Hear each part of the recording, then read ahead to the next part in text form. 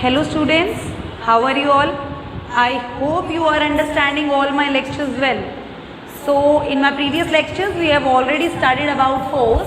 Now we are going to start with the third video of this chapter, that is we are going to deal with the pressure. So what is pressure? Pressure is force per unit area. आप particular area पर कितना force apply कर रहे हो, that is your pressure. So you can write force as pressure is force per unit area. Pressure होता क्या? Pressure is equal to force per unit area.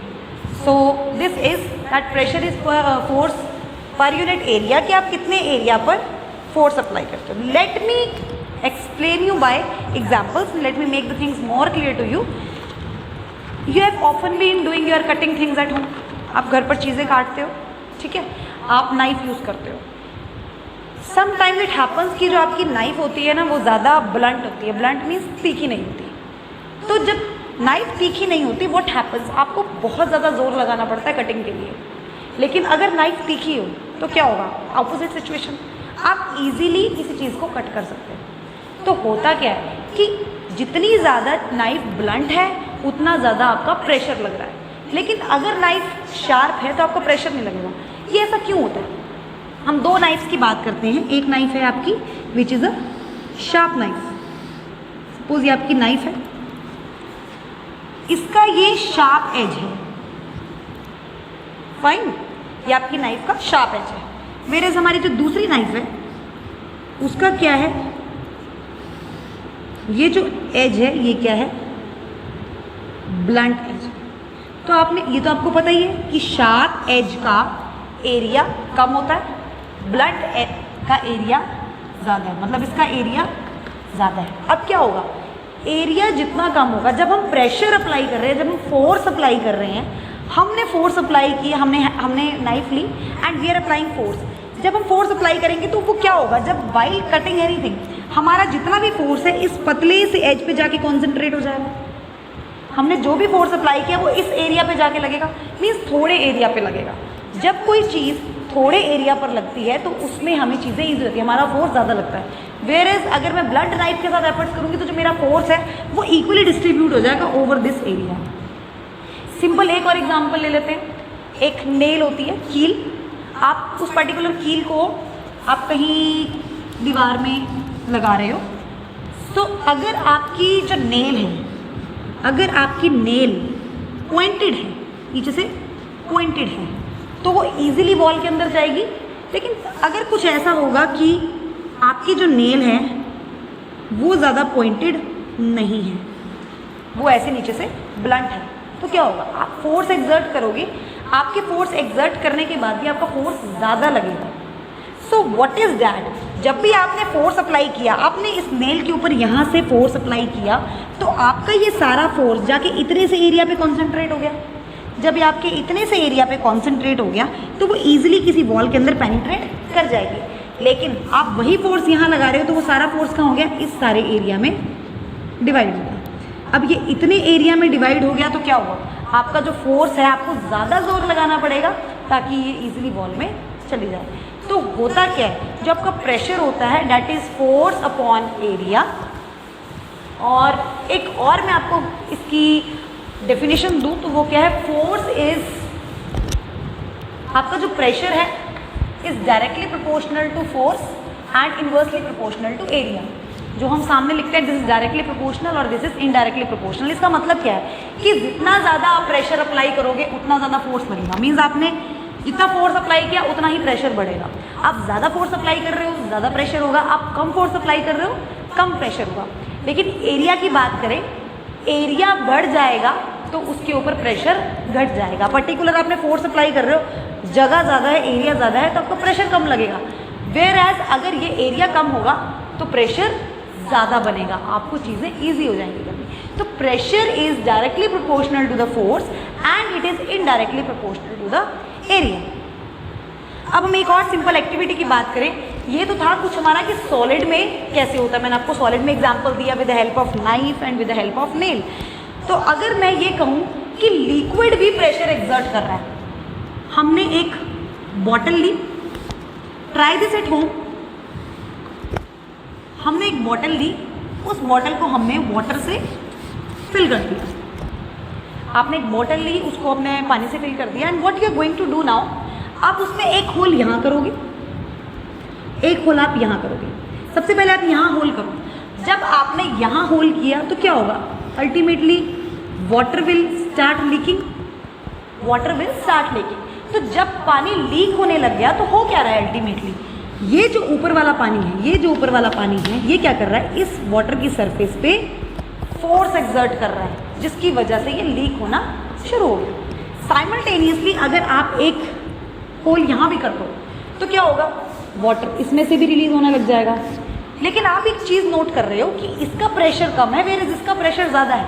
ये pressure ज़्यादा क्यों हुआ है, इसके ऊपर अगर हम देखें तो पानी कम है, थोड़ा पानी प्रेशर एक्सर्ट करता है। वेयर इस केस में क्या हो रहा है, इतना वाटर ये प्रेजेंट है, वाटर का मास ज़्यादा है, मीन्स ये ज़्यादा प्रेशर एक्सर्ट कर रहा है। ज़्यादा प्रेशर एक्सर्ट करने की वजह से वाटर जो है वो दूर दूर फ्लो करेगा। ठीक है, अगर हम होल यहाँ ना करके हम दो बिल्कुल ऑपोजिट साइड्स पे करते, एक यहाँ और एक यहाँ, तो इनका जो प्रेशर होना था दैट विल बी इक्वल, क्योंकि इक्वल अमाउंट ऑफ वाटर ऊपर से प्रेशर एक्सर्ट कर रहा है। तो लिक्विड जो है, लिक्विड भी प्रेशर एक्सर्ट करता है। Liquid exert pressure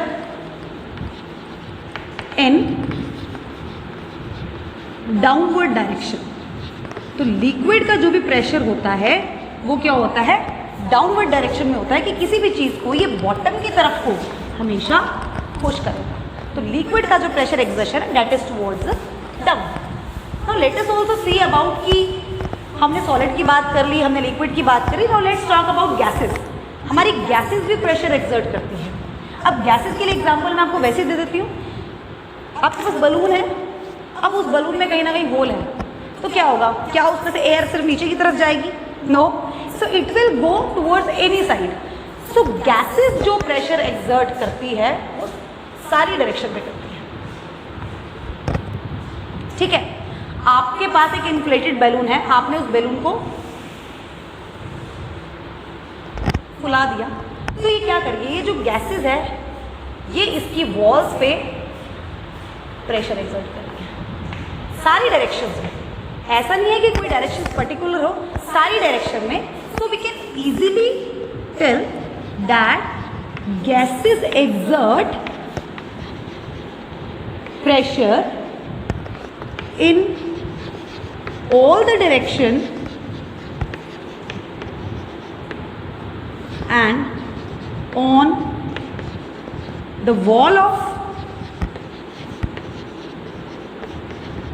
container in which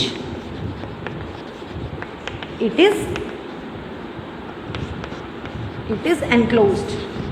तो जो आपकी गैसेस हैं वो सारी डायरेक्शन में प्रेशर एक्सर्ट करती है, प्लस जिस कंटेनर में वो इनक्लोज है उसकी वॉल पर भी प्रेशर एक्सर्ट करती है। जैसे बैलून के अंदर, आपको सिंपल एग्जांपल आप देख रहे हो, बैलून के अंदर है, तो बैलून के अंदर ये सारी जगह से उसकी वॉल पर प्रेशर एक्सर्ट कर रही है। ऐसा नहीं है कि ऊपर की तरफ ज़्यादा कर रही है या साइड की तरफ ज़्यादा कर रही है, it is exerting pressure in all the directions in equal ratio.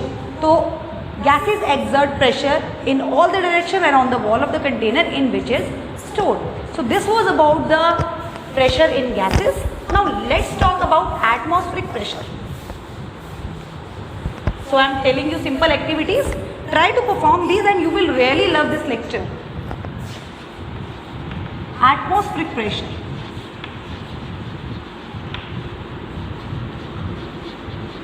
Word से ही बहुत क्लियर हो रहा है। एटमॉस्फेरिक प्रेशर मीन्स एटमॉस्फेयर का प्रेशर। ठीक है, एटमॉस्फेयर के प्रेशर को हम बोलते हैं एटमॉस्फेरिक प्रेशर। सो एटमॉस्फेरिक प्रेशर क्या होता है, हमारी अर्थ एक एटमॉस्फेयर से इनक्लोज्ड है, तो वो एटमॉस्फेयर क्या कर रहा है, वो हमारे ऊपर प्रेशर एक्सर्ट कर रहा है। Every time we are under the pressure of atmosphere.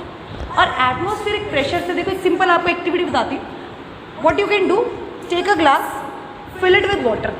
आपने ग्लास लिया, उसको पानी से फिल कर दिया, उसके बाद आपने उसके ऊपर एक कार्डबोर्ड लगा दिया, सडनली यू इन्वर्ट इट, उसको आप उल्टा कर लो। जब आप उसको उल्टा करोगे तो आप क्या देखोगे कि वो जो पेपर, जो कार्डबोर्ड आपने इसके ऊपर रखा था, that will not fall down.